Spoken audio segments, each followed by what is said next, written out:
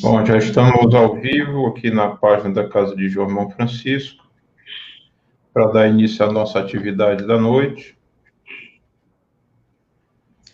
Hoje recebendo a nossa amiga Natália.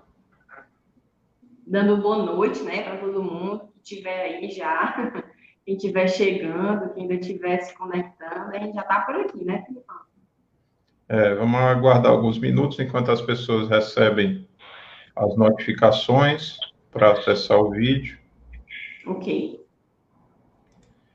Enquanto Enquanto isso, a isso, gente a gente vai vai por aqui. cumprimentando aqui as pessoas que já estão assistindo. Ok. Olivar, boa noite. Boa noite, Paudalé também. Boa noite, gente. Muito bom estar aqui. Valquíria, boa noite, seja bem-vinda.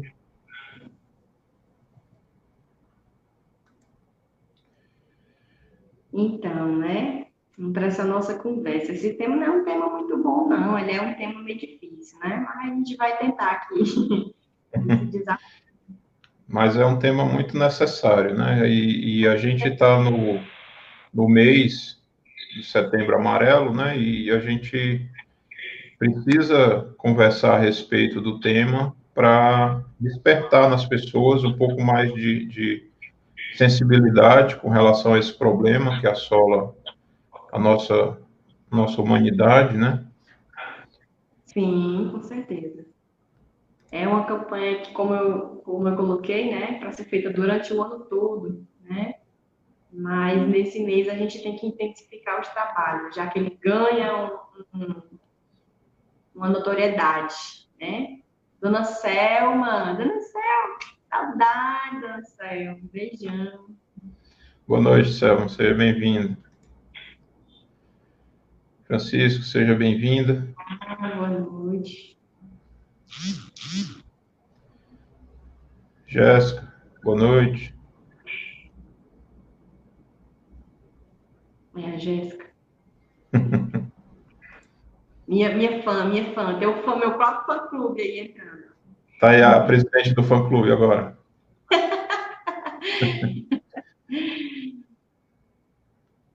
Verdade. Isabel, boa noite. Seja Boa bem-vindo. noite. Todos sejam bem-vindos, gente. Muito bom. Bom, antes de passar a palavra para a Natália, para ela começar a explanação dela de hoje, eu convido a todos para que a gente se una numa prece, elevando o nosso pensamento a Jesus, nosso irmão maior, nosso mestre. Primeiramente, agradecendo a ele pela oportunidade de estarmos aqui, usando a tecnologia para nos mantermos unidos, para compartilharmos esses ensinamentos deixados por Jesus e pelos bons espíritos, buscando nos orientar, buscando nos guiar nessa jornada evolutiva rumo à felicidade maior que Jesus nos prometeu. Agradecendo a Jesus também pelo amparo e pela ajuda dos bons espíritos que nos acompanham, nossos mestres, nossos mentores, nossos anjos da guarda,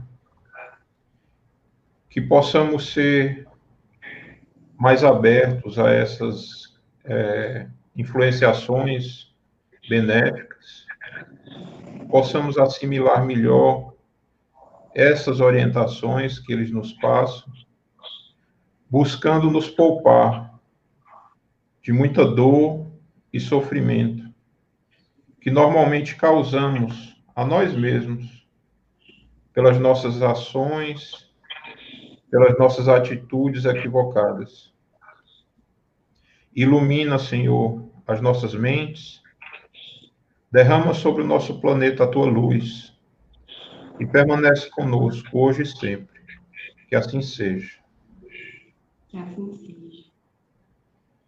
Só cumprimentando aqui mais algumas pessoas. Rivanda, boa noite, seja bem-vinda. Nosso amigo Robson, um abraço para a Fran aí que está com vocês, preparando as cestas básicas. Nosso amigo Próximo professor Corrêa. pessoal, Robson, Fran, um beijão. Saudades aí desses momentos preparando as cestas, né? Muitas atividades aí, bacana. Precisa que a gente se organize. Bom, então, como eu falei no início, para aquelas pessoas que ainda não tinham chegado, hoje a gente recebe a nossa amiga Natália, nossa colega de trabalho da casa e colega também de grupos de estudo, uma trabalhadora ferrenha na divulgação do espiritismo, vários projetos aí de rede social, de grupos de estudo, e hoje ela traz para a gente um tema relacionado a essa época que a gente está vivendo, né, que é o Setembro Amarelo. Ela vem falar um pouco para a gente sobre essa questão do suicídio, né? Alguns ensinamentos deixados para a gente através do Evangelho segundo o Espiritismo e através de outras obras de referência, né? Então, Natália, eu te agradeço mais uma vez por ter atendido o nosso convite e passo a palavra para você, deixando à vontade. Lembrando aos amigos que a participação deles é muito importante através dos comentários, e a gente combinou com a Natália que ao final da fala dela, a gente vai abordar cada um desses comentários, fazer as observações, né, responder eventuais dúvidas, algumas questões que possam ser levantadas ao longo da apresentação, tá? Então, Natália, fique à vontade, a casa é sua. Ok, muito obrigada. Gente, é com muita felicidade, né, que eu estou aqui para falar sobre esse tema, né? Para quem não me conhece, para quem não sabe, eu faço uma atividade na Casa de João, que é o atendimento fraterno, né? E junto com outras pessoas, a gente realiza essa atividade de atendimento fraterno. Com a questão da quarentena, esse atendimento ele teve que ser dado uma pausa, né, para que a gente pudesse cuidar. Mas, como o Felipe falou, tem outros projetos que não pararam, então eu continuei fazendo esses atendimentos online, né?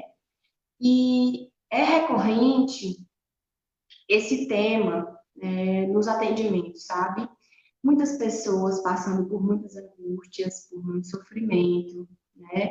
E que trazem perguntas, questionamentos e dúvidas acerca do tema do suicídio, né? Já me informaram, por exemplo, situações que já planejaram, que não chegaram às vias de fato por já terem algum conhecimento, né, da doutrina espírita, e que por conhecer aquilo impedia, né? Então, assim, hoje eu convido vocês a fazer um estudo junto comigo, tá? Não sou psicóloga, não sou psiquiatra, não sou especialista no assunto, mas o conteúdo que tem da doutrina espírita, né, a respeito do tema, tanto esclarece a mim, como pode esclarecer a essas pessoas que estão precisando.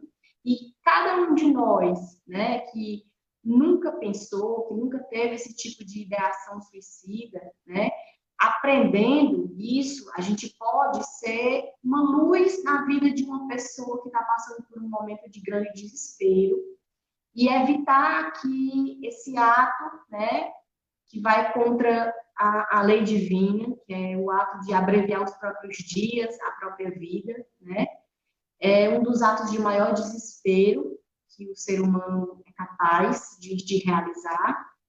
E a gente conseguir evitar isso, né? Fazer cada um de nós um voluntário aí do CVV, né? Para que a gente esteja preparado se algum dia acontecer ou se algum dia você tiver a oportunidade de ajudar alguém que esteja precisando, né? Então, eu acredito que a gente aproveitando essa questão do Setembro Amarelo, que é quando essa campanha pela vida se intensifica, né?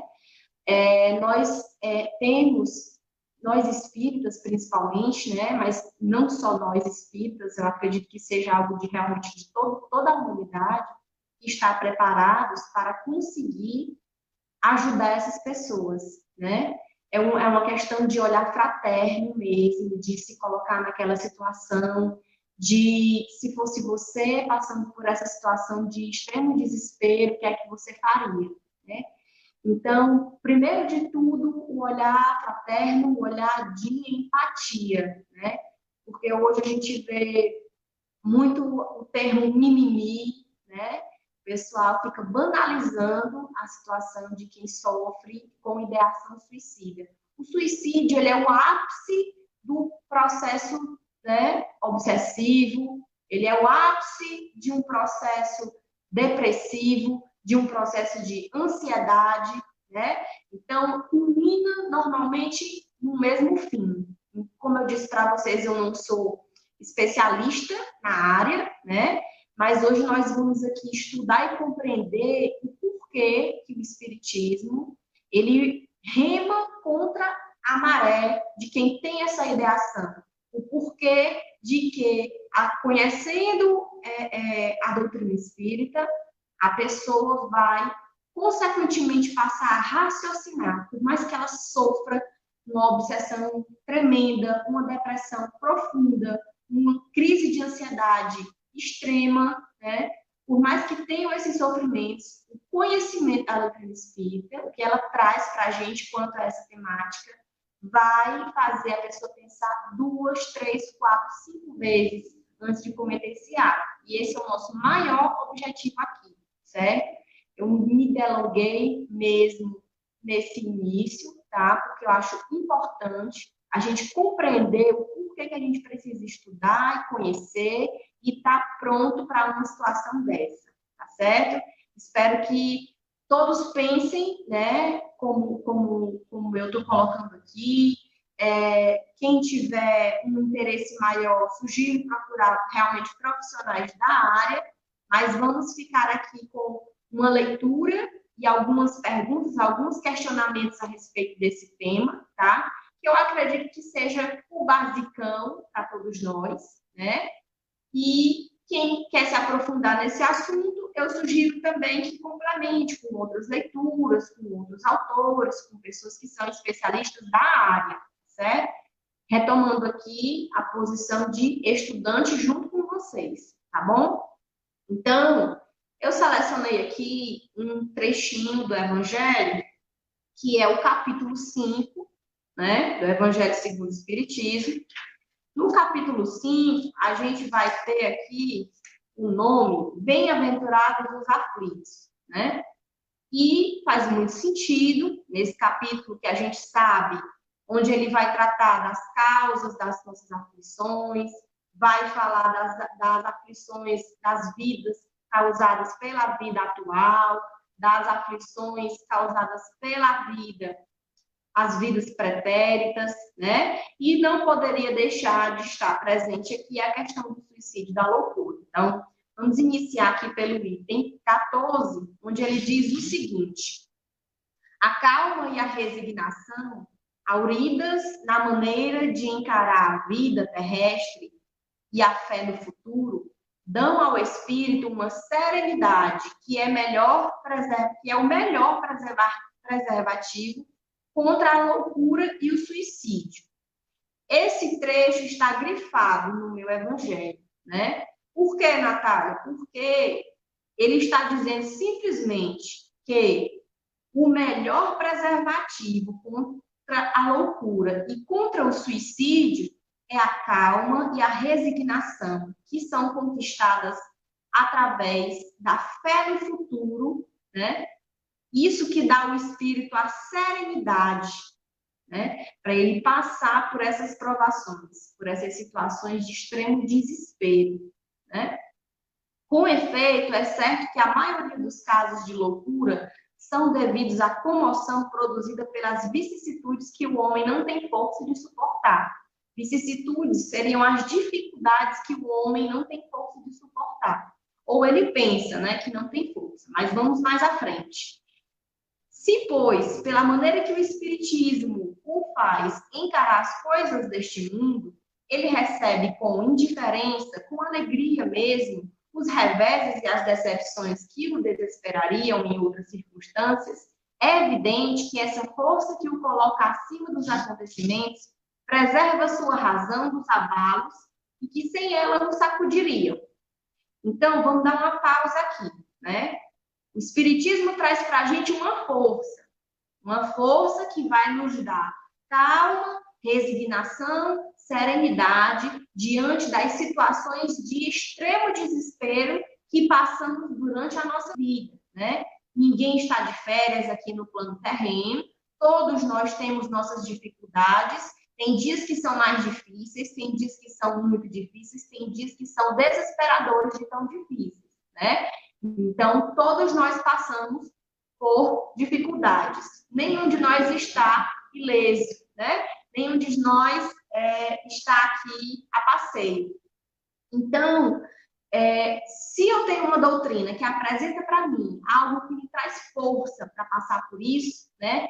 Me dando como um norte a fé no futuro, né? Nós vamos já compreender o porquê que essa fé no futuro vai nos trazer essa calma, essa força e essa resignação. Vamos seguir aqui na leitura que vocês vão chegar junto comigo nesse raciocínio, certo? Ocorre o mesmo com o suicídio. Excluídos aqueles que se efetuam no estado de embriaguez e de loucura, e que podemos chamar de inconscientes, é certo que, quaisquer que sejam os motivos particulares, tem sempre por causa um descontentamento.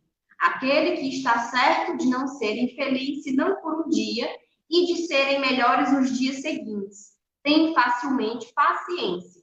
Ou seja, a pessoa que é muito infeliz num dia, mas que ela tem uma previsão de que no dia seguinte vai ser melhor, aquela pessoa que pensa que isso vai passar, aquela pessoa que tem uma fé no futuro, né? Então, ocorre que ela tem uma facilidade maior de passar por esse descontentamento, né?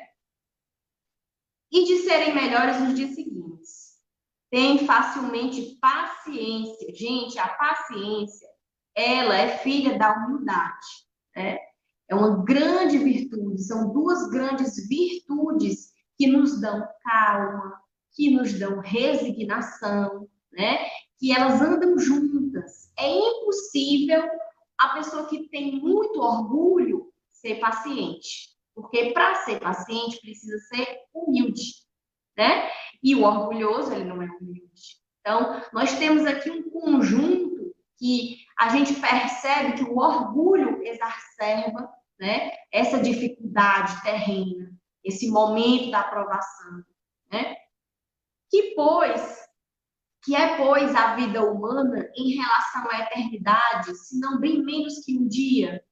Então, quando a gente põe nessa perspectiva de que a vida humana, 80 anos, 90 anos, 50 anos que eu tenho na Terra, é um ponto na minha existência eterna, né? Quantas vidas já não tivemos? Quantos já 1000 anos já não percorremos essa esfera terrena ou as outras esferas menos evoluídas que ela, né? Então, o que é esse dia de dificuldade, de extremo desespero, quando a gente se propõe a uma vida que ela não acaba? Então, vocês percebem, começam a perceber o porquê que a perspectiva da vida futura, ela é um grande combatente da ideação suicida, né? Então, isso vai me trazer aquela esperança. Eu não vou começar a pensar em pôr fim aos meus dias pensando que essa situação de cometer o suicídio vai me fazer não sofrer, né? Vamos continuar com a leitura que a gente chega já no fechamento desse conceito. Mas para aquele que não crê na eternidade, que crê que tudo nele se acaba com a vida, se está oprimido pelo desgosto e pelo infortúnio, não vê seu termo senão na morte. Aquela situação que a gente estava falando agora há pouco, né? A pessoa está passando por uma situação de muito desespero e acaba pensando que, tirando a vida, vai pôr um ponto final, né, no desespero. Aquela pessoa que não sabe da existência do futuro, que não tem a esperança, que não tem a fé no futuro, principalmente que não tem fé em Deus, né? Então, nós vamos chegar a um fechamento, a uma conclusão hoje, tá? Que vai nos fortalecer, vai nos dar aquela ideia do que vai combater o suicídio. São 3, já estou dando aqui de pesca, são 3 pontos importantíssimos, tá? E nós estamos já quase chegando em todos eles, né? Vamos continuar aqui. Não esperando nada, acha muito natural aquela pessoa, né, que não espera nada, e depois da morte pensa que acabou. Não esperando nada, acha muito natural, muito lógico mesmo, abreviar a sua miséria pelo suicídio. É muito lógico, né? Isso é lógico. Se a pessoa acha que morreu, esse corpo acabou, essa mente pensante não vai existir mais, acabou tudo. Realmente é muito lógico, né? Pensar em pôr fim a uma grande miséria. A incredulidade, a simples dúvida sobre o futuro, as ideias materialistas, reservem essa palavra, tá? As ideias materialistas, numa palavra, são os maiores excitantes ao suicídio. Então, vejam, a incredulidade, a falta de fé em Deus, né? A simples dúvida no futuro e as ideias materialistas são os maiores excitantes, entre parênteses, causadores, né, do suicídio. Então, Natália, o que você está querendo dizer isso para mim, né? Elas dão a covardia moral. São as justificativas que as pessoas que passam por esse tipo de desespero, né, de ideação suicida, elas justificam para si mesmas nesses 3 pontos. Não acreditam em Deus, então, quando eu morrer, o meu corpo físico, a minha mente vai deixar de existir. Não tem fé no futuro, né? Essa vida é a única vida, é a minha única existência, é a minha única chance. Então, eu vou viver intensamente, sem medir consequências, e se o plano não sair do jeito que eu quero, olha o orgulhoso falando, se não sair do jeito que eu quero, se eu tiver alguma frustração no meio do caminho, né, eu vou me entregar a uma ideação suicida, porque não vai ter nenhuma consequência em relação a isso. Terceiro ponto, materialismo exacerbado. Normalmente, pessoas que são muito conectadas à matéria, aos bens materiais e aos sentimentos que nos ligam a ela, que são os sentimentos de orgulho e de egoísmo, né? Normalmente são pessoas que estão muito suscetíveis a enveredar para um caminho que vão trazer um desequilíbrio mental. Então, vamos falar um pouquinho dessa parte do desequilíbrio mental. Na obra do Manuel Filomeno Gomes, Manuel Filomeno de Miranda Gomes, não. Ele traz, assim, tem vários livros, tá? E em um deles, ele vai fazer a abordagem sobre a questão da linha, né? A linha tênue que separa a nossa mente do estado de equilíbrio para o estado de desequilíbrio, né? Então, como é que isso pode acontecer? Diversas formas. Qualquer gatilho pode fazer com que a gente migre e comece a frequentar inicialmente pouco, ou de repente, ou constantemente, mas passamos a habitar mais frequentemente o estado de desequilíbrio. Frustrações, apegos à matéria, o cargo que você queria, o casamento que você idealizou, a fortuna que você sempre quis, né? Então, esses sentimentos de inveja, que são normalmente materialistas, esses sentimentos de egoísmo, esses sentimentos que eu preciso ser superior, normalmente esses sentimentos conectam a baixas vibrações e no momento de frustração você vira a chave e vai para o lado, né, que está em desequilíbrio. E ali você começa a se conectar, a abrir os seus canais de comunicação com os nossos irmãos menos esclarecidos, que também têm essa mesma ideia, que também pensam como nós atraímos eles para essas ligações. Então, aquele sentimento que era nosso, de sofrimento e de perturbação e de desequilíbrio, ele começa a não ser mais só nosso e começa a se intensificar, pois ele está conectado com outras mentes que também estão sofrendo. Então, algo que era um copo d'água vira realmente uma enorme tempestade de derrubar cidades inteiras, vira um tsunami, né? Então, e eu acabei de descrever aqui como é que funciona a instalação de um processo de obsessão, né? A partir do momento que nós damos aquela brecha, vem a obsessão simples, vem as induções, aquelas ideias que nós não percebemos que não são nossas, mas elas se tiveram origem em algo que nós pensamos em comum, e vamos absorvendo aquelas ideias até que não percebamos mais e não consigamos mais nos desvincular delas. Então, já está numa obsessão, numa fascinação.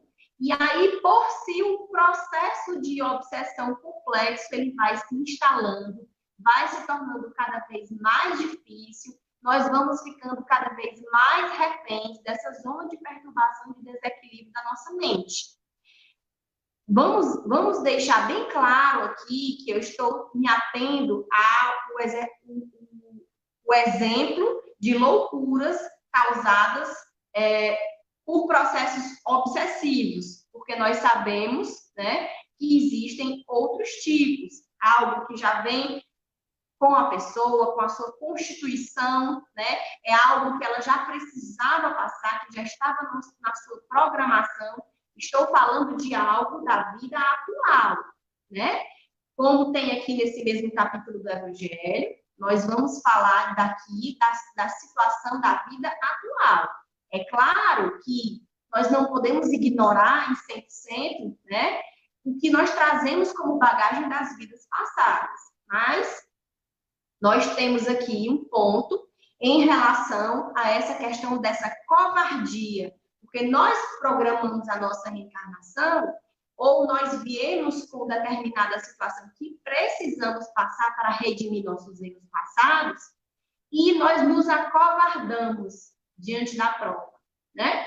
A partir desse momento que nós temos essa covardia moral, justificamos com aqueles 3 pontozinhos, né? Falta de fé em Deus, falta de fé no futuro e nos agarramos ao materialismo, nos agarramos à matéria, nos prendemos a ela e nos tornamos reféns dela, né? Então, esses 3 pontos vão nos dar aquela covardia, onde eles não vão permitir que nós avancemos. Ao contrário, a gente veio com uma programação para avançar, para pagar o que a gente tinha de débito, com aquela programação de sofrimento, com aquela cota de sofrimento que seria salutar, que seria algo que iria nos purificar, mas nós nos acovardamos diante da prova, né?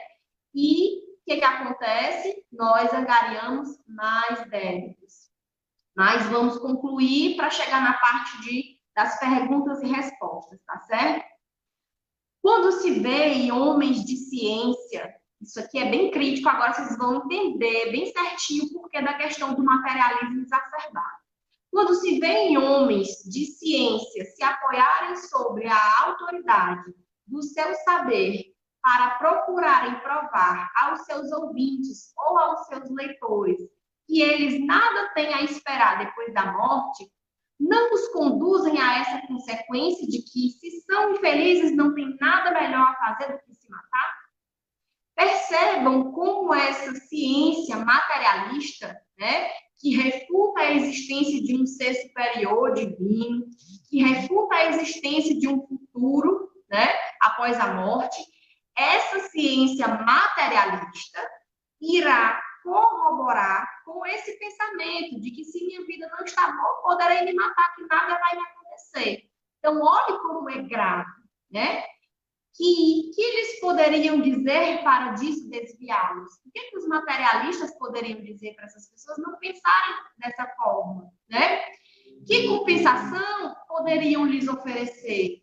Que esperança poderiam lhes dar? Nenhuma coisa, senão o nada. De onde é preciso concluir que se o nada é o único remédio heróico, a única perspectiva mais vale nele cair imediatamente que mais tarde, e assim sofrer por menos tempo. Vejam, então, como é perigoso o pensamento materialista. Os materialistas, vamos fazer aqui uma distinção: espiritualistas, materialistas. Espiritualista é todo aquele ser que acredita na existência após a morte. Acredita que algo existe após a morte. Materialista é a corrente filosófica que refuta isso, que nega, não existe nada. Então, se eu tenho uma existência onde nada me apraz, nada me dá esperança, por que eu não vou por fim nessa existência? Então, olhem como essa escola materialista é extremamente perigosa, né? Ao contrário da corrente espiritualista. Dentro da corrente espiritualista, nós vamos ter aí várias religiões que são espiritualistas. Dentro dessas correntes, nós temos a doutrina espírita. E é isso que nós vamos aqui concluir no final, tá? O que é que o espiritismo vai fazer você migrar contra a corrente de quem tem essa ideação suicida? Vamos finalizar a questão do materialismo para entrar nesse ponto, tá? A propagação das ideias materialistas é, pois, um veneno que inocula em um grande número de pessoas o pensamento do suicídio. E aqueles que se fazem seus apóstolos assumem sobre si uma terrível responsabilidade. Além de estar guiando, de estar orientando com uma doutrina que realmente não tem fundamento, né, diante de tantas situações que já tivemos na história sobre a existência a continuação da existência do ser pós, né, morte do corpo físico. Além disso, ele está trazendo para si uma responsabilidade por influenciar tantas outras pessoas a pensarem também daquela forma. Aqueles cientistas ateus, né? Infelizmente, nós precisamos nos compadecer, né? Sentir compaixão por eles, porque além de estar pregando uma ciência que não é a ciência do futuro, estão angariando para si uma enorme responsabilidade por alimentarem em mentes sugestivas, suscetíveis, essa informação. E, dentro dessas, aquelas que estejam em maior prova, em maior expiação, podem sim sucumbir por se justificarem, né? Elas vão estar ali respaldadas por aquela ciência. E aí os reveses serão colhidos depois, né? Vamos chegar no ponto agora do que a gente colhe depois. Vamos falar agora de espiritismo. O espiritismo tem ainda, sob esse aspecto, um outro resultado, também positivo, e também mais determinante. Ele nos mostra os próprios suicidas vindo revelar sua posição infeliz e prova que ninguém viola impunemente a lei de Deus, que proíbe ao homem abreviar sua vida. Gente, quem já participou de reunião mediúnica, quem já recebeu carta de algum suicida, quem já teve contato com esse tipo de mensagem, sabe como aqueles alertas, eles vêm, né, para que nós não caiamos nesse erro. A situação realmente é lastimável desses irmãos que tomaram essa atitude. O sofrimento é muito grande, né? Nós ficamos realmente com o coração pequenininho diante da situação, porque ficamos um pouco aqui de mão atadas, né? As nossas orações para esses seres que cometeram suicídio, que enveredaram por esse caminho, né, na tentativa de abreviar, no sentimento de fraqueza, seja lá o que for que tenha acontecido na sua vida terrena, e viram no suicídio a sua única chance, a sua única esperança, para não se dizer de uma forma pior, né? É muito desesperador, né? E para esses seres, somente a nossa oração e os pedidos pela misericórdia divina, para que eles possam até se perdoar, né? Inicialmente se perdoar por ter acontecido isso. O desespero realmente é muito grande. Então, esses relatos que o Espiritismo permite, né? Que Jesus, Deus, né, permite chegar até nós essas histórias. Então, isso é a bondade e a misericórdia infinita de Deus. Permitir que os espíritos venham contar eles mesmos essas histórias, para que nós não cometamos esses mesmos erros. Quer prova maior da misericórdia e da bondade de Deus? Graças a Deus, né, muitos deles já vêm numa situação melhor, já têm feito isso há muitas vidas pretéritas, já se encontram numa situação de renovação, já estão trabalhando para o bem, né? O próprio exemplo do livro, né, da Ivone, Memórias de um Suicida, onde tem ali o Camilo Castelo Branco, né, contando sobre a sua história, dando o seu testemunho. Esse livro, ele é recomendadíssimo para quem quiser fazer um aprofundado sobre esse tema, né? Não deve deixar de passar. Uma história verídica, uma história real, que realmente você não tem como passar sem que o seu coração seja tocado. Esses relatos, eles arrepiam, assim, até eu acho que os cabelos da alma da gente ficam arrepiados, né? De tão profundos. E uma das maiores dádivas, que é a existência da doutrina espírita e essa comunicação intervivos e entre os que estão do outro plano, que vem nos relatar e nos alertar, principalmente. Então, há entre os suicidas aqueles cujo sofrimento, por não ser senão temporário ao invés de eterno, não é menos terrível, né? Porque a gente sabe que, por mais que Deus, a sua justiça, ela não seja falha de forma alguma, né? É Deus que vem julgar, é a nossa consciência, que nós mesmos que nos julgamos, por mais que a gente não vá sofrer eternamente, né? Porque Deus quer que a gente evolua e Ele permite que a gente, através da nossa modificação íntima, a gente recomece, a gente tenha novas oportunidades, por isso nós reencarnamos, né? Mesmo não sendo um sofrimento eterno, não é por isso que ele deixa de ser menos terrível. A pessoa que tem essa ideação suicida, que comete esse ato, que passa ali, sei lá, 10, 15, 20 anos sofrendo, ou mais, né? Para eles, esse tempo parece eterno. É um sofrimento muito grande, né?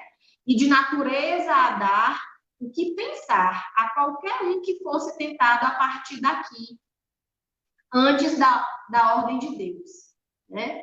Então, esses relatos, eles chocam mesmo, eles trazem para a gente a realidade, né? Sabe, às vezes a gente precisa daquele choque de realidade, né?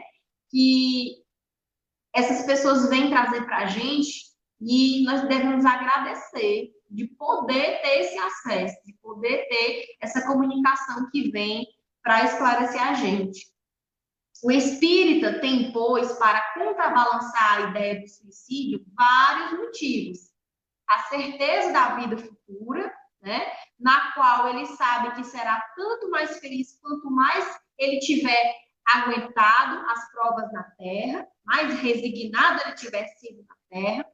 A certeza de que, abreviando a sua vida, alcança um resultado justamente contrário, né, ao que ele esperava. Ele não vai pôr um fim ao sofrimento, ele vai começar um ainda pior. Se ele se engana em crer que se matando, e ir mais depressa irá mais depressa para o céu, né? Que o suicídio é um obstáculo para que ele se reúna no outro mundo, as pessoas que foram objetos de sua afeição. E realmente, se ele pensa que, por exemplo, alguém que perdeu um ente querido, muito querido, e que não vai aguentar viver mais essa vida sem aquela pessoa, então eu agora vou abreviar os meus dias aqui na Terra para eu me encontrar logo com aquela outra pessoa. Se engana também, né? Porque a gente sabe das faixas vibracionais. Uma pessoa que faz a passagem para o plano espiritual dentro de sua programação vai estar numa faixa de tranquilidade, vai estar numa faixa totalmente diferente da faixa de vibração de quem cometeu o suicídio.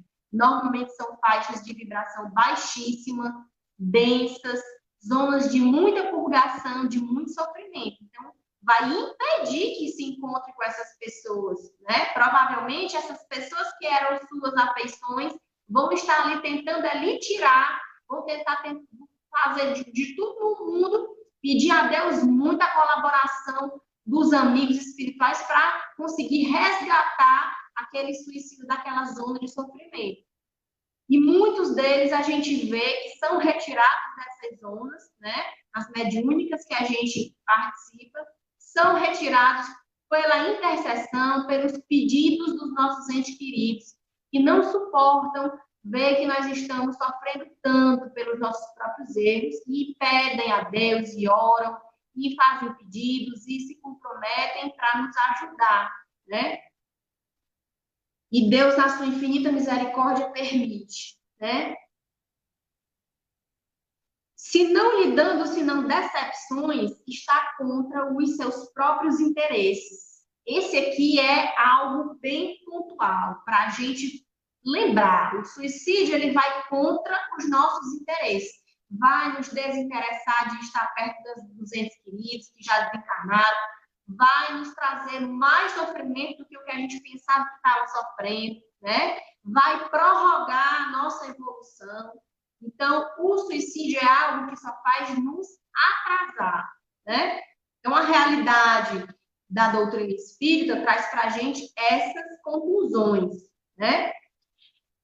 É considerável, pode-se por isso concluir que quando todo mundo for espírita, não haverá mais suicídios conscientes, porque estamos aqui falando de pessoas que planejaram e tomaram a atitude de abreviar seus dias. Ainda existem aqueles que são suicidas inconscientes, aqueles que se deixam levar pelas paixões materiais e pelos vícios, o vício de se alimentar mal, trazendo muitas doenças, abreviando os dias de utilidade do corpo físico, aqueles que se utilizam de toxinas, como o álcool, como as drogas, como o fumo, né? Esses são suicidas inconscientes. Eles não estão pensando em acabar os seus dias na Terra, eles estão pensando em matar ali o desejo daquele vício, sustentar aquela substância que lhes apraz e que o seu corpo já ficou condicionado, já está condicionado a ter dentro dele aquela substância, né? Então, esses são inconscientes. Não deixam de sofrer também, não deixam de também precisar dessa modificação íntima. Mas aqui nós estamos falando dos que são conscientes, né? Então, quando a pessoa tem a consciência, se ela for espírita, e ela tem a consciência bem compreendida do que é o espiritismo, né? Dessas verdades do mundo espiritual, da vida futura, de que a vida ela não acaba, não existe só essa existência, não há essa questão desse materialismo, né? Essa corrente materialista, e que existe um Deus, uma inteligência suprema, né? Que criou a todos nós, e tem as suas leis, que são leis que regem todo o universo, né? A partir do momento que tivermos todos essa mentalidade, não seremos mais acometidos por esses atos. Pode ser que até você tenha a ideia, até você tenha o desejo e a vontade de abreviar seus dias. E eu vou dar aqui um exemplo exatamente de uma pessoa que eu atendi, né?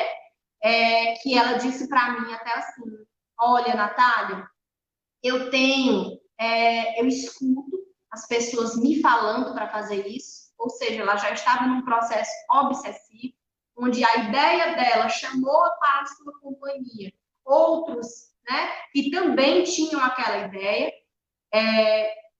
Ela já estava sofrendo pela obsessão, ela já estava sofrendo pela própria ideação, pelo próprio sentimento que motivou, né? Ela já tinha o conhecimento de que em outras vidas ela já tinha praticado esse ato, ou seja, era algo que ela já vem trabalhando em outras existências para superar, né? E ela disse que chegou a sofrer imensa pressão do plano espiritual de seus obsessores, né? Daqueles que não querem que essa pessoa se adiantasse. Ela tinha consciência de todo esse panorama. Ela estava sofrendo muito, né?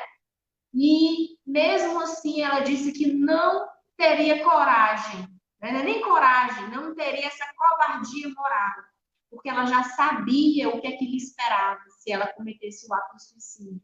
Então vejam, né? Apesar de todo esse sofrimento, da obsessão extrema já instalada, da questão da sua frustração maior que estava ali desencadeando, né? Do processo reencarnatório, já com essa ideação vinda de outras vidas, exagerando nela esse sentimento, essa vontade. E o conhecimento, né, das leis de Deus, o conhecimento das consequências que ela obteve através da doutrina espírita, ela compreendeu através da doutrina espírita, fizeram com que ela ainda resistisse. É uma luta diária, como ela mesma me disse. Uma outra pessoa também me disse que acorda todos os dias. Todos os dias. O primeiro pensamento que acorda é por que que ela não acaba com a vida dela, né? É muito forte a gente ouvir isso. E pensar como essa pessoa tem força para superar essas investidas, né? Então, nós que somos espíritas, que temos essa compreensão, que temos esse entendimento, trazendo isso para a nossa realidade e para as pessoas que vivem próximos da gente, né? Que vivem próximo da gente, não porque elas têm o conhecimento da doutrina espírita que elas estão livres de sofrer, estão livres de receber esse assédio, né, de irmãos menos esclarecidos, de propriamente possibilitarem essas situações por já ter cometido esses atos em vidas pretéritas. Isso não vai, né, essa questão do conhecimento espírita não vai fazer com que pessoas espíritas não cometam um suicídio. Por quê? A pessoa que não compreendeu bem, ela acaba sucumbindo, né? Infelizmente, nós temos aí muitos irmãos que, por mais que lutaram, acabaram sucumbindo, né?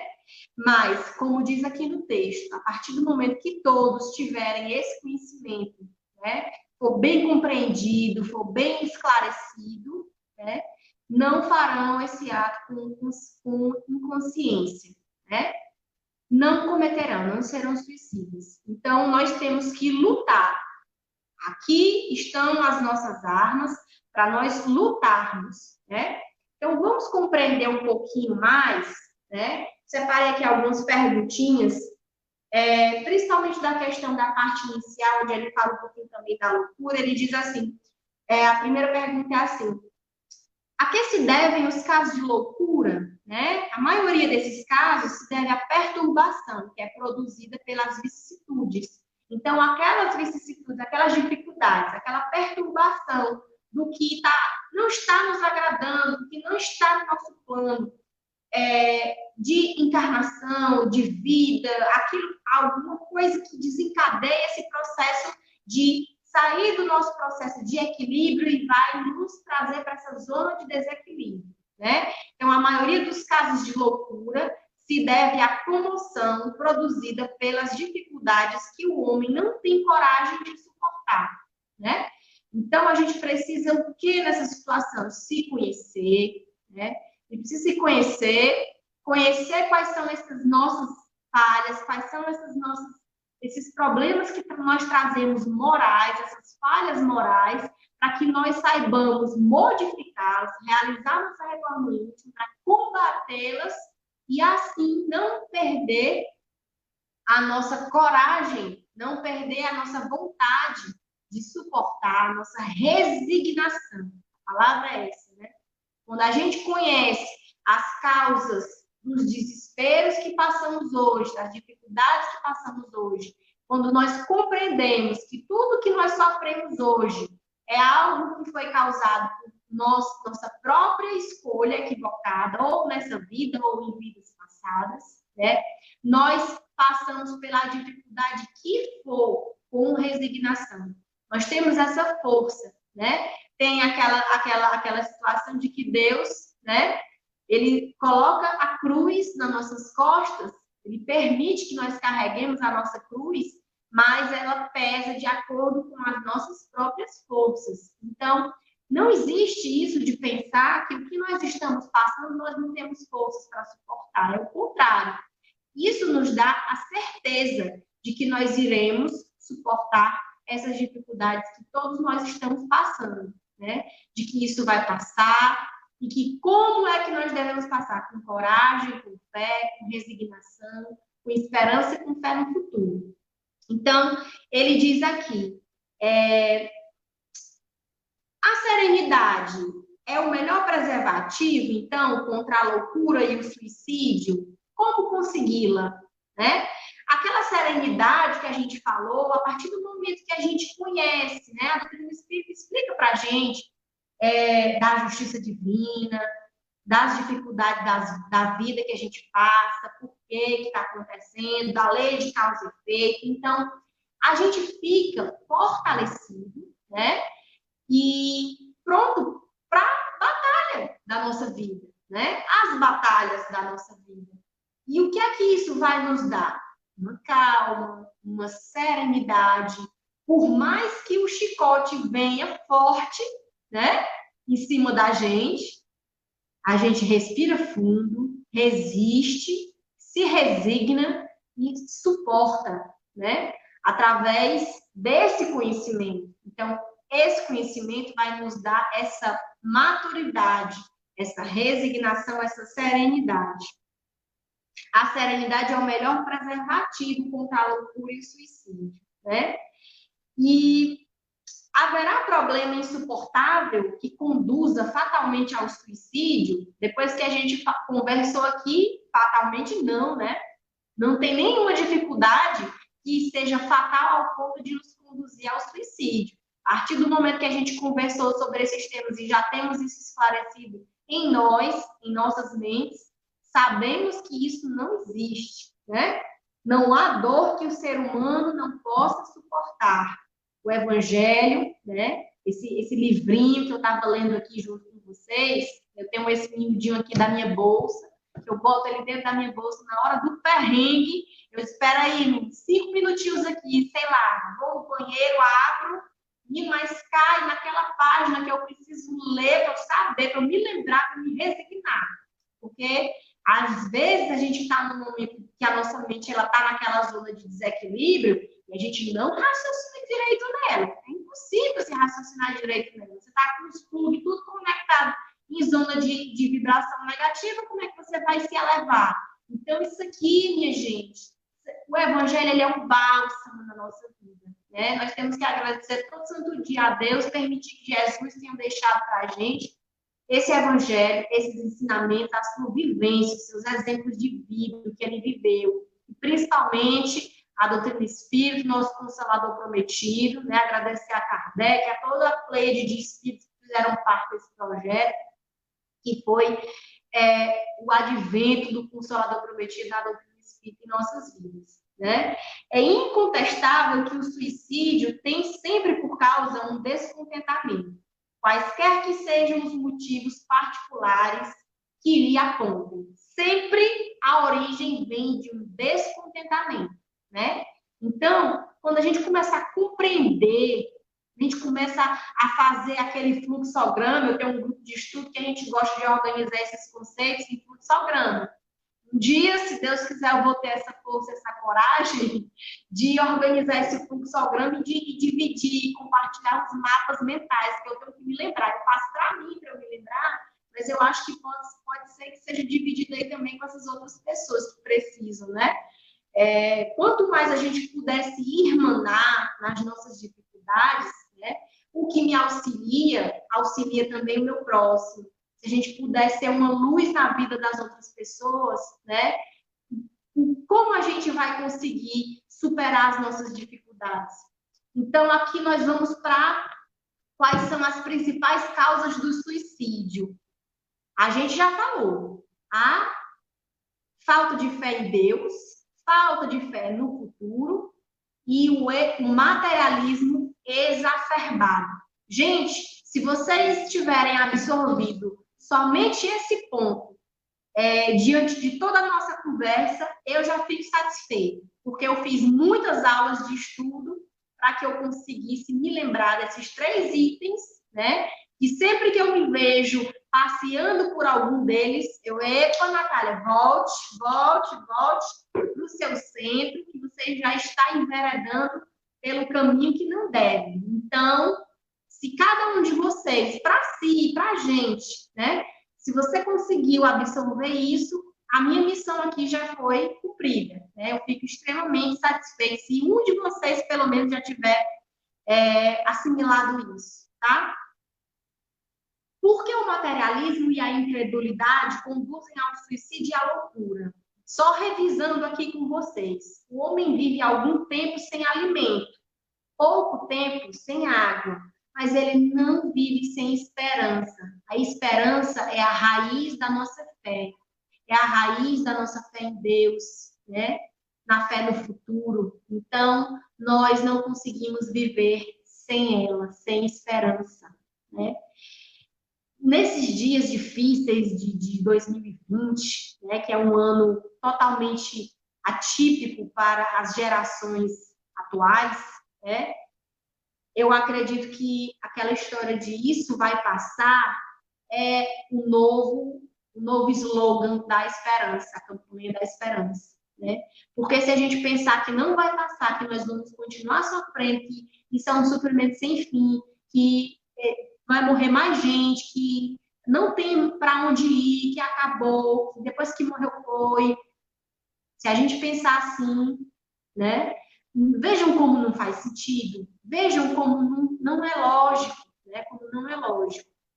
Depois querem dizer que Deus não é lógico. Perdoe aí a brincadeira e o comentário. Vamos lá para a nossa última pergunta. De que maneira a crença sobre a continuidade da vida evita o suicídio e a loucura? Deixei essa perguntinha para o final, porque é isso que a gente está falando sobre a esperança, sobre a fé em Deus.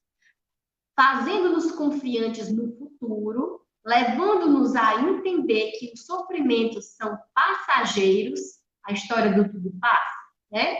E infundindo-nos esperança. Existindo esperança, há razão de viver. Então, gente, já pensou? Você está aí na beira do precipício, pensando que não tem por que viver. Esperança. Esperança neles, fé em Deus, fé no futuro, fé na vida futura, né? E o desapego aí do materialismo e dessa ideação materialista.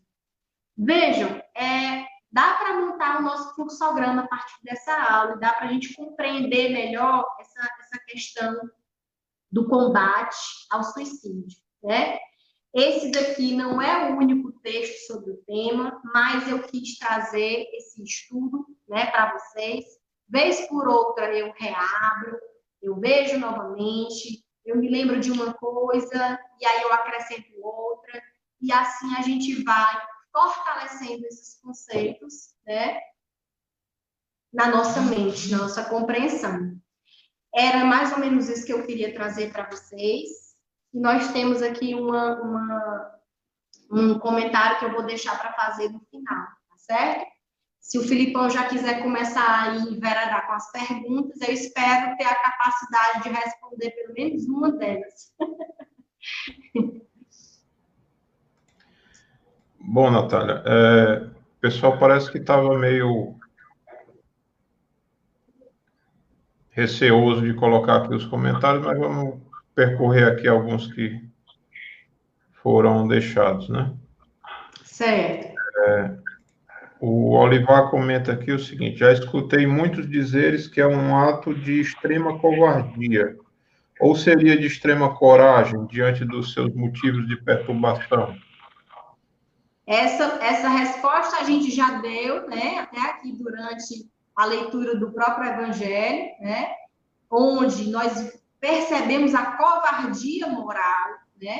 Não é uma coragem que nós temos, é, na verdade, uma covardia moral.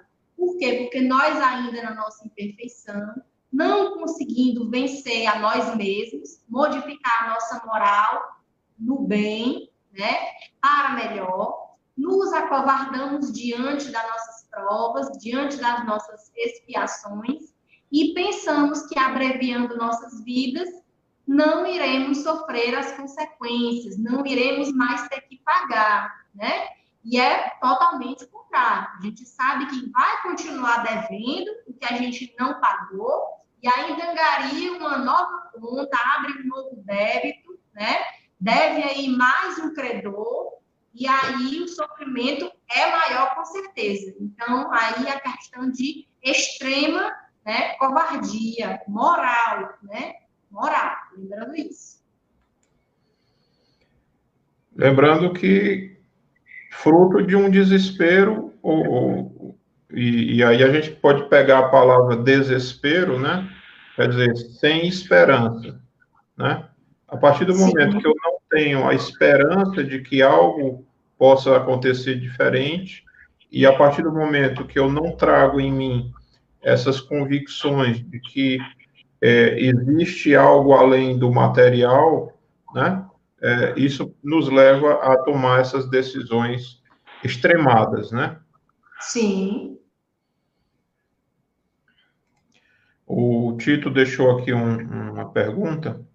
Sabemos que a tendência ao suicídio normalmente é reincidente, ou seja, muitas vezes já trazemos isso de outras oportunidades, de outras encarnações, né? Como vencer as influências perniciosas que potencializam esta situação? Aqueles 3 itenzinhos, né? Nos aproximando do conhecimento e nos fortalecendo neles. Fé em Deus, fé na vida futura, né? E nos desmaterializando. Como é que a gente nos desmaterializa? Quando a gente se espiritualiza, né? Então, por mais ferrenha que seja a reincidência, a influenciação, a perseguição dos nossos irmãos menos esclarecidos, né? Esse conhecimento bem compreendido, eles nos dá força e é possível sim lutar e vencer contra isso. Porque se não fosse possível, né? Não, como eu aqui na vida, falo, faço não escuto mais nada. Se não fosse possível superar essa dificuldade, ela não nos seria imposta. Porque volta aquela história, a gente só carrega uma carga que a gente é possível carregar, né? Deus nos concede a carga de acordo com as nossas forças. Então, se nós temos essa carga para carregar, é porque nós temos sim forças para superá-la, né?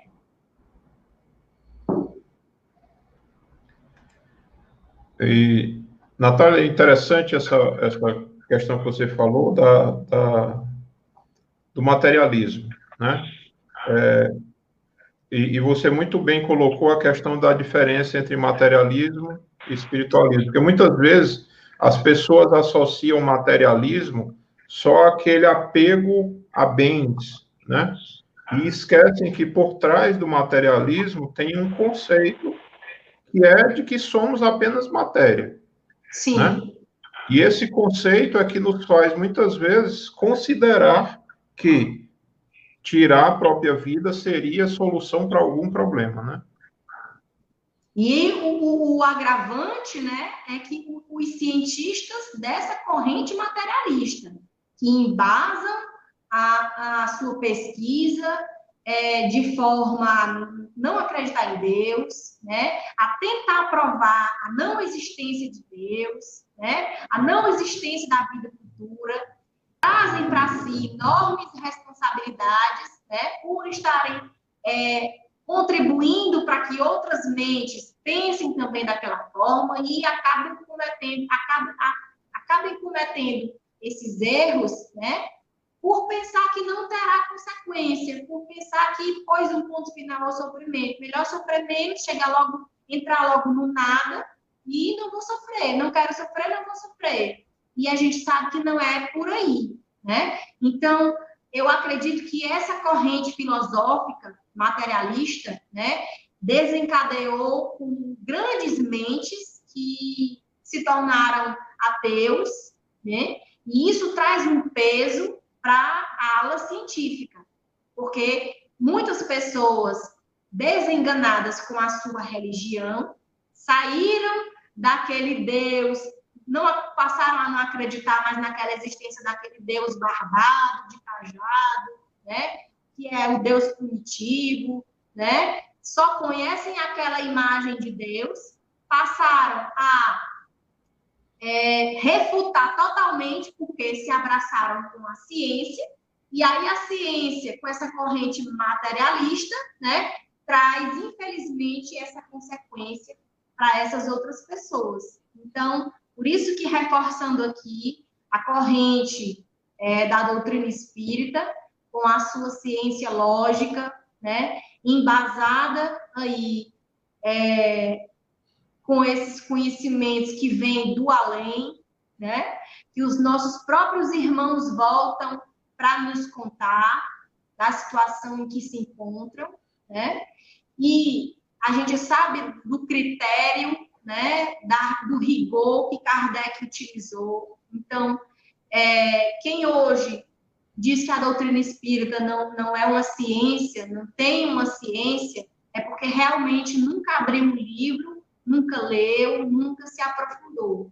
Infelizmente, ainda existem pessoas assim, mas que nós trabalhando, né, trabalhemos para que esses conhecimentos cheguem em mais mentes. Quem sabe realmente a gente não consiga evitar aí grandes perdas, grandes desperdício de tempo e principalmente sofrimento para os nossos irmãos, né? Nosso objetivo maior, acredito que seja esse. O Tito coloca aqui também uma observação, que é um trecho do livro de Dante Alighieri, né, que descreve que seria um inferno, né, e lá no livro existe um portal que está escrito, deixai aqui a esperança, vós que entrais, né, e aí ele complementa aqui, usando essa figura, né, essa ideia. A desesperança é o fator mais complicado para se reverter num processo de depressão. Gente, é porque eu não estou com o meu fluxograma montado aqui, tá? Eu estou recapitulando aqui das minhas aulas aqui dos estudos anteriores, mas a esperança que puxa a fé, que puxa o conhecimento, a crença em Deus, a onisciência dessa mente superior, né? E isso que traz o embasamento para toda uma ciência, doutrina espírita, né? E que nos dá e volta para essa esperança. É um ciclo que se fecha e esse conhecimento, essa crença, esse saber, né? Nos torna calmos, tranquilos, resignados, né? Acho que todos nós que passamos pela prova na matéria, estamos aqui encarnados, todos nós passamos por essas dificuldades e gostaríamos de passar por todas elas com calma, com serenidade, com tranquilidade, né? Com resignação. Acredito que não consigamos ainda passar por todas elas dessa forma, mas se nós nos esforçarmos ou nos esforçamos para fazer isso, né, já é alguma coisa, já é um caminho. É um caminho diferente desse caminho de desesperança, que leva ao desespero, que leva a esse ápice dos problemas dos suicídios, né, de toda essa problemática, desse contexto. A Isabel faz uma colocação aqui bem interessante, né? Com relação ao porquê, em determinadas situações, há pessoas que, antes de cometerem tal atrocidade, passam para as pessoas uma felicidade, né? E, de repente, cometem o tal ato. Por que é que isso procede, se tal pessoa parecia tão feliz, né? Bom, isso, na verdade, né, essa questão da aparência é um resultado da ilusão e da hipocrisia. A hipocrisia faz com que nós utilizemos várias máscaras, várias camadas, né?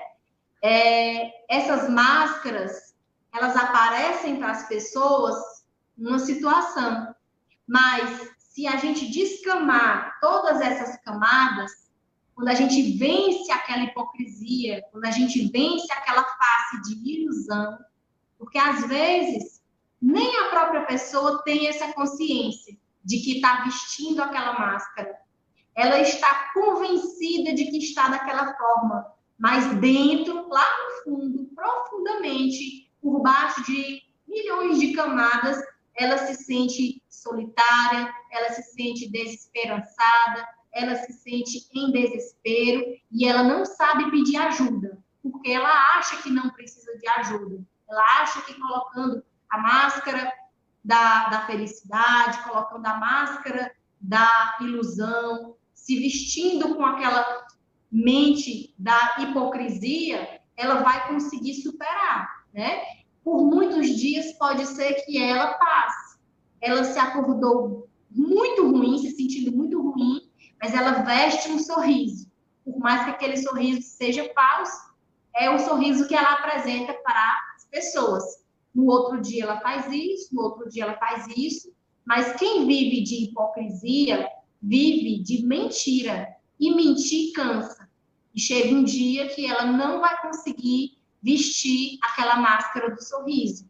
E quando ela não consegue sustentar aquela hipocrisia, aquela ilusão, aquela mentira, ela se desveste e se descobre extremamente desesperada, extremamente sozinha, extremamente perturbada, com a mente desequilibrada. E aí, nesse momento, é onde ela pode cometer suicídio. Então, o autoconhecimento, ele é uma grande ferramenta para que a gente combata isso, né? Para que a gente não viva esse mundo de hipocrisia, esse mundo de mentira, esse mundo de ilusão, porque isso faz a gente sofrer muito, se enganar. Quando a gente não consegue se olhar na frente do espelho, né? A gente se vê como um monstro, a gente se vê como uma pessoa totalmente diferente do que a gente quer ser, né? Porque o querer é diferente do ser. O querer ser, a gente vai tentar se esforçar ao máximo para vestir aquelas capas. Mas chega um dia que a gente não vai ter força para vesti-las. E aí o desespero é muito grande.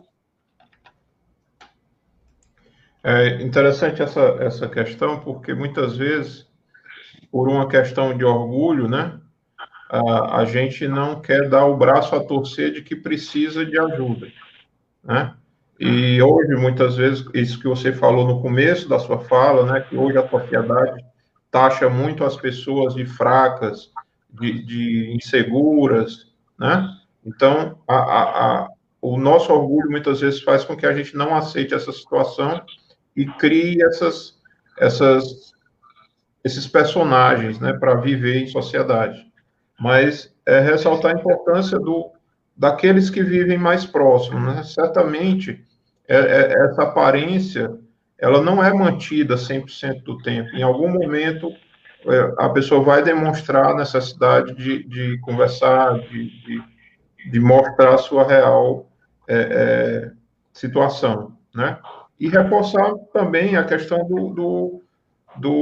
da necessidade de um apoio profissional, né? Muitas vezes a gente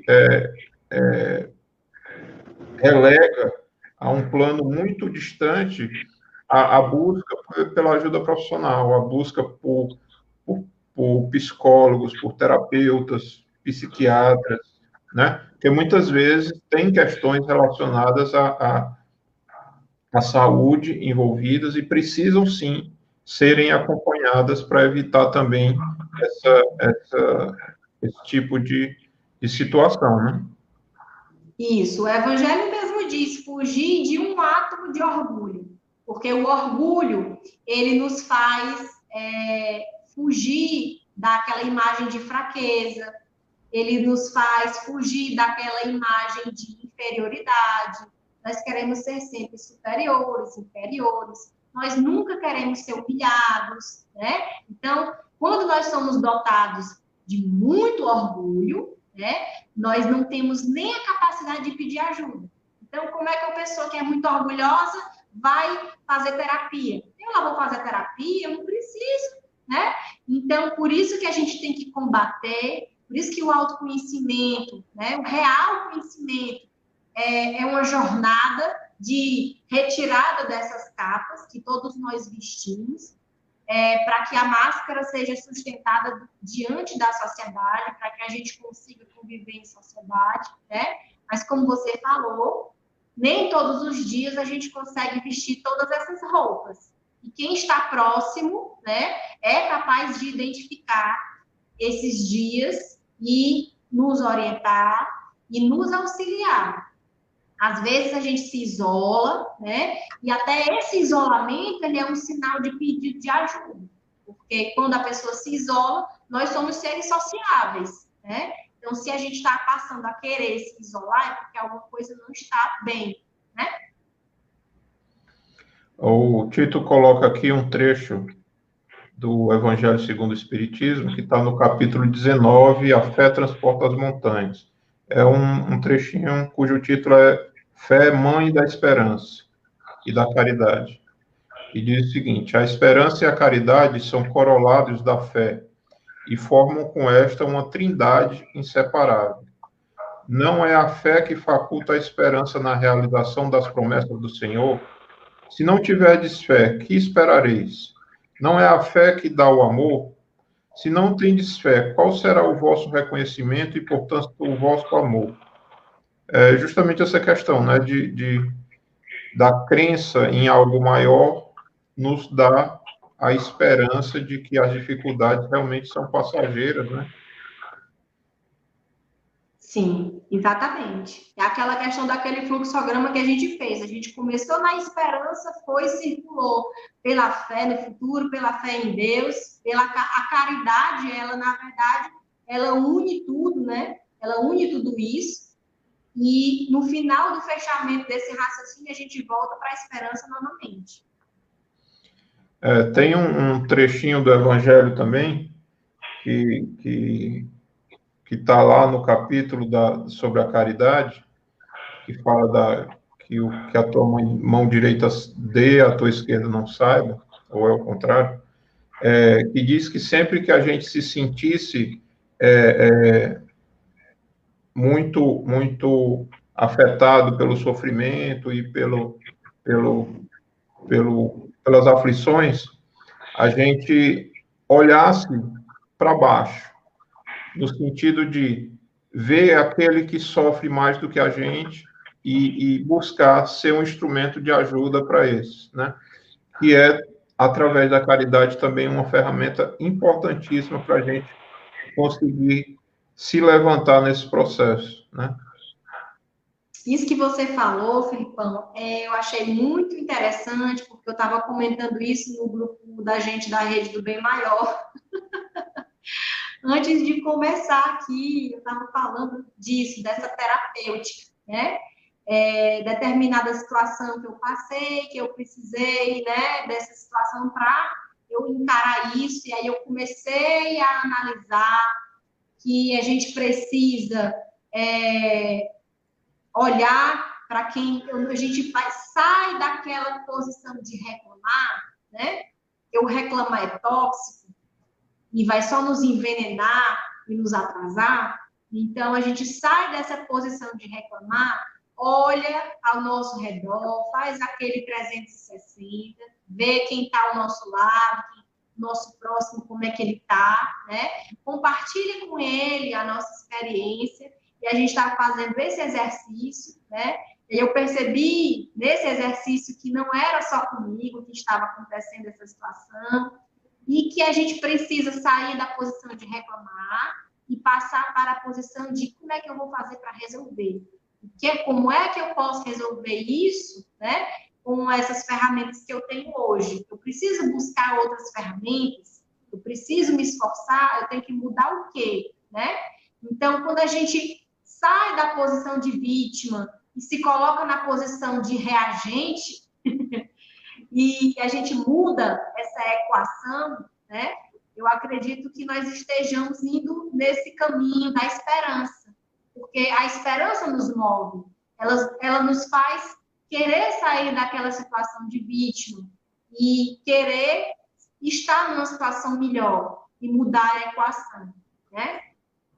E aí, a terapêutica maior, como é que a gente faz? Quando a gente divide essa experiência com outras pessoas, ajuda outras pessoas, né? Pratica a caridade, né? E aí, praticando essa caridade, a gente está ajudando a outra pessoa a se curar, mas principalmente a gente está se curando. E aí o fluxograma fecha de novo. Bom, Natália, a gente já vai com 1h20 aqui de conversa. Antes de passar a palavra para você fazer o encerramento, eu quero pedir licença a todos para a gente fazer uma oração que está lá no Evangelho segundo o Espiritismo, no último capítulo das preces, que é uma prece pelos suicidas, já que esse é o tema da nossa conversa de hoje. Então, eu coloquei aqui, vou mostrando aqui na tela para que todo mundo possa acompanhar e vibrar junto com a gente aqui nessa oração, né? Tá ótimo. Sabemos, ó meu Deus, qual a sorte de quem que espera os que violam a tua lei, abreviando voluntariamente seus dias. Mas também sabemos que é infinita a tua misericórdia. Digna-te, pois, de estendê-la sobre a alma dos nossos irmãos que tiraram as próprias vidas. Possam as nossas preces e a tua comiseração abrandar a dureza dos sofrimentos que eles experimentam, por não haverem tido a coragem de aguardar o fim de suas provas. Bons espíritos, que tendes por missão assistir os desgraçados, tomai-os sob a vossa proteção, inspirai-lhes o pesar da falta que cometeram, que a vossa assistência lhes dê forças para suportar com mais resignação as novas provas por que hajam de passar, a fim de repará-las.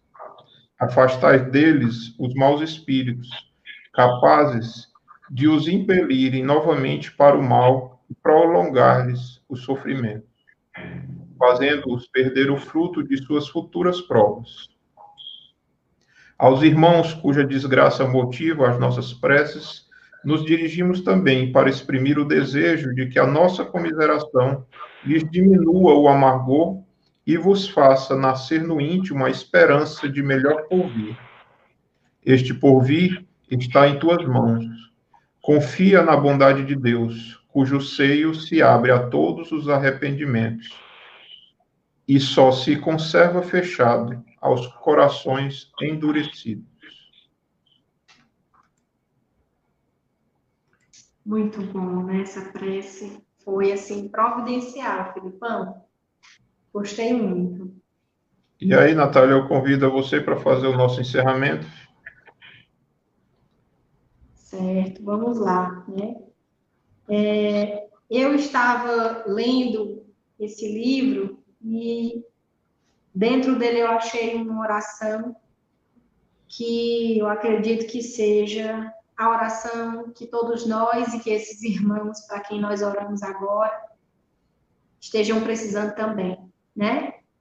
Queria agradecer primeiramente a Deus por essa oportunidade, a permissão de estarmos aqui hoje.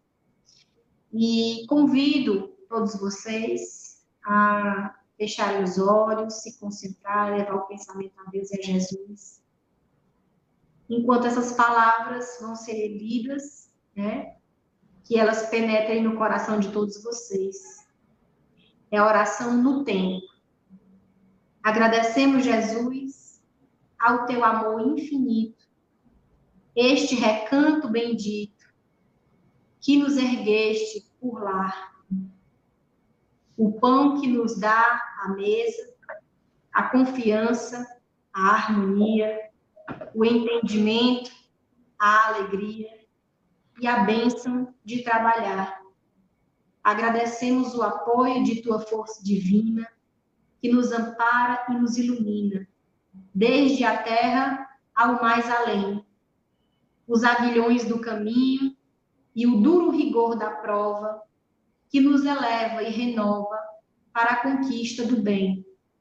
Agradecemos ainda o culto vivo da prece, que em tudo nos enriquece de paz, união e luz. Permite que te roguemos, nunca nos deixe a sós, seja onde for, venha a nós. Fica conosco, Jesus. Maria Dolores.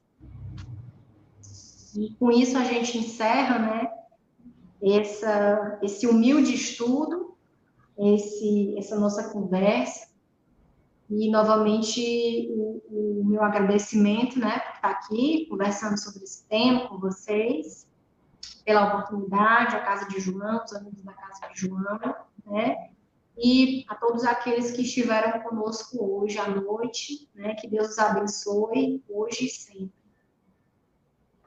Que assim seja. Assim seja. Um abraço aqui para nossa amiga Vitória. Vixe! Ai, Vitória, saudade, né? Muito bem, gente. Gostei muito também de estar aqui com vocês hoje, né? Não é um tema que eu domino, mas acredito que tenha sido algo que a gente pense em estudar sempre e rever, até que a gente assimile e possa ajudar mais pessoas aí que passam por essa problemática, né? Bom, pessoal, assim a gente encerra a nossa atividade de hoje, informando a vocês que na próxima terça-feira, dia 15 de setembro, a Casa de João Francisco vai retornar com a sua atividade presencial. Então, vai ser o primeiro dia de atividade presencial desde a paralisação em março, né? Serão tomados todos os cuidados necessários, né? A capacidade vai estar reduzida, mas esperamos que tenhamos sucesso nesse retorno. Não temos ainda a condição de dizer se já vamos conseguir fazer a transmissão ao vivo da atividade da terça-feira. Vamos ainda, ao longo dessa semana, verificar como vai ficar essa questão. Mas, certamente, informaremos a vocês no decorrer da semana. Então, já fica o convite para aqueles que desejarem, na próxima terça-feira, o retorno às atividades presenciais na casa, né?